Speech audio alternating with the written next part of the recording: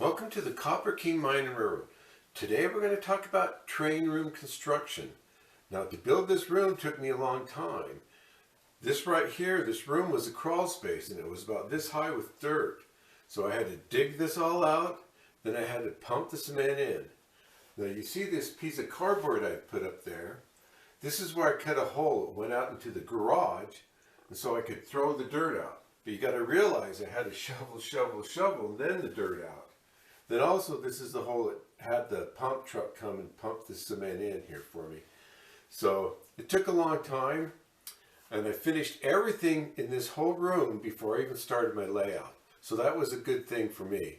So make sure you stay tuned for this video.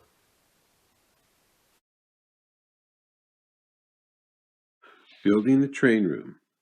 My YouTube channel is about my model railroad layout, the Copper King Mine and Railroad, and about Bingham Canyon Mine, what my layout is based on.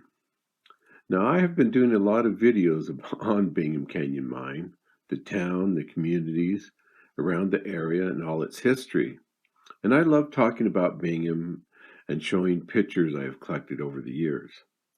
Bingham Canyon Mine was my inspiration for building my layout, well, when they had trains up there. The last train was in 2001. But today's video is on building my train room. This was my 10-year project.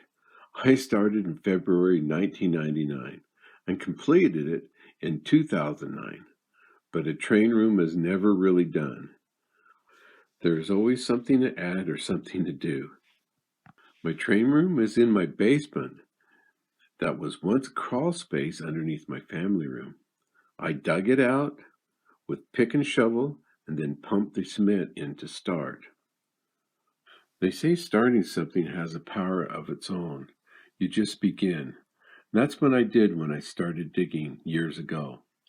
It took me more than a year to dig it out. I just dug out the middle, leaving the sides for what would later become the bench work.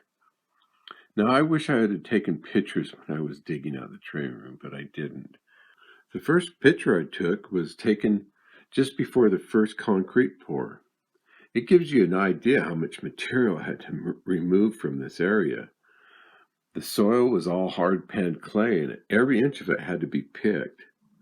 In the photo you can see the temporary lights I set up to work in the room. And then all around where I'm going to pour the cement, there's this vapor barrier I put on. And the first pour was going to be a monolithic pour of footings and floor. So you can see the steel in the footings sitting on the chairs. There is an opening at the end of the room to the right, and this will be where the Markham Bridge will be. I had a plan way ahead to put this in here. Then to the left, I put this hole up there, and that's where I shoveled the dirt out, and then it went out into my garage. And this is also how I pumped the cement into the room through this hole. The black and white picture was taken just after the first pour. You can see the rebar was placed in the wet cement, and this will be for the walls. Now I have to get ready for the formwork for the walls. The next pour will be the 8-inch walls, and then the top where the layout will be. I wanted to pour this together also, so the forms had to be freestanding down the middle of the room. Now you can see in this picture how I build it, the formwork. You had to really watch your head while you was working around in this room, especially when we was pumping the cement in. This was a fun job to finish though, because you just stood right there and just reached over. So it was all stand-up finish work from the cement. Then I stripped the forms off. Everything was screwed and I used no nails, so I just had to back everything out. And then I left the 2x4s a little bit long on the forms so I could use them on the short walls of the room. Well, framing, moving heat runs, wiring, insulation, all the stuff you need to do when you're constructing a room, that's what was done next.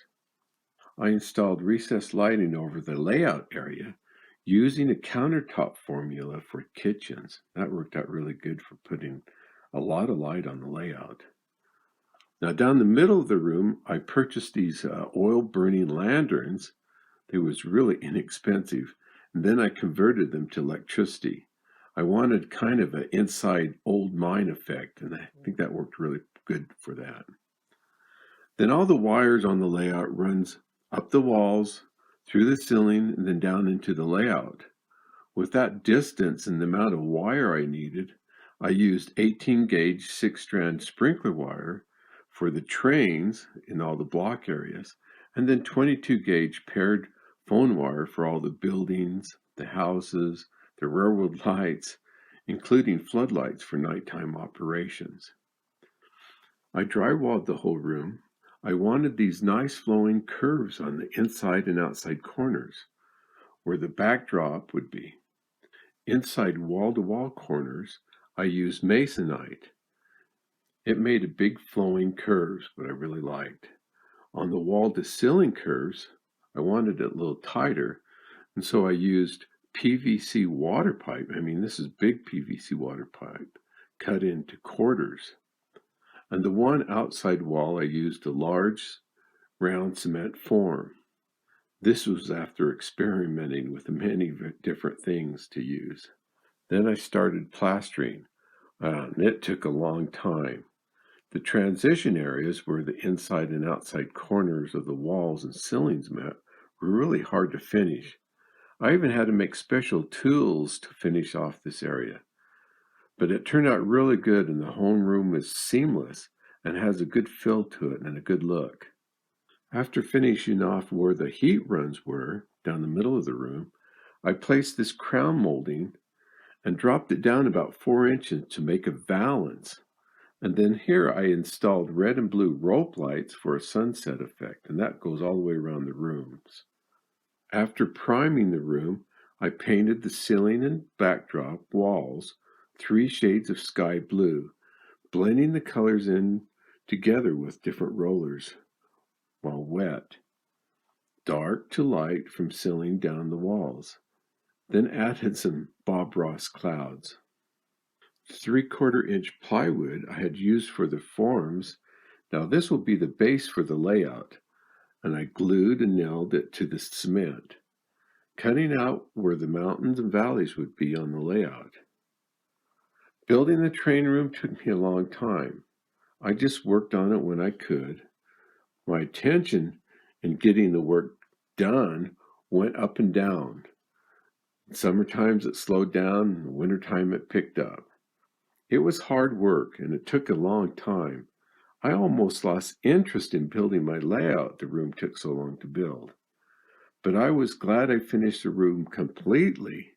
I mean, control panels, shelves, lights, storage room with their shelves and all the flooring. Everything was done before I started my layout. And I'm glad I did this because now I can just concentrate on the layout, and that's what I did.